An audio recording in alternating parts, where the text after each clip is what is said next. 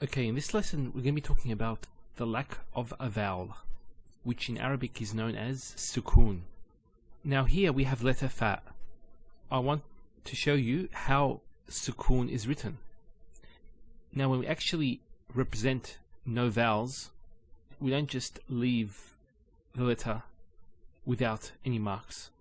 Sukoon actually is represented by either like a small circle on top, or with this mark here. So you'll find both used.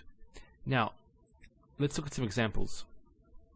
So if you remember the last video, we went through these words and I transliterated the words into Arabic. That's cat, both in Arabic and English.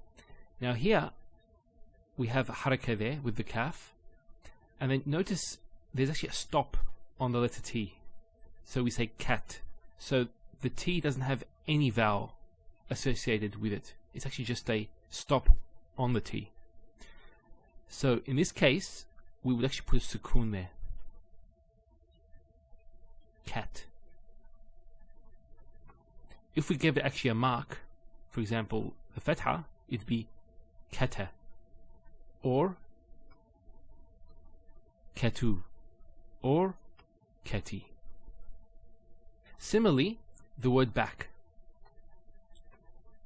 So it's back. So there's a sukoon there as well. And we have the word book. Same thing. Book, there's a sukoon there. Now I also want to mention, so here the sentence reads خرج الرجل من البيت, and you stop there. Now notice the last letter has a kasra. When we actually stop, we give it a sukoon. There's no sukoon that's written down, but we pronounce it as if there was a sukoon.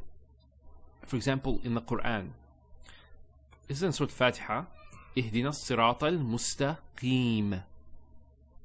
It's mustaqima. There's a fatha there, but we don't pronounce that fatha when we stop.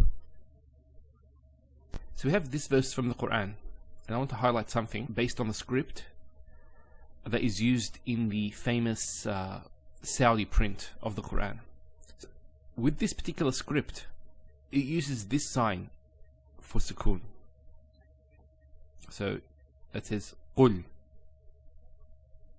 That's a command. It means to say. Qul. So it's written like that. Then we have here another sukoon, and there's another sukoon there. Now one thing to note, if you go a bit further on, we find this. Remember we said that sukoon can also be represented by this sign here, by this, it's like a circle. This circle in the Mus'haf is not a sukoon. It doesn't represent a sukoon. And you actually find two types of these circles. One of them is like a normal circle, and one of them is more like a long circle, like that.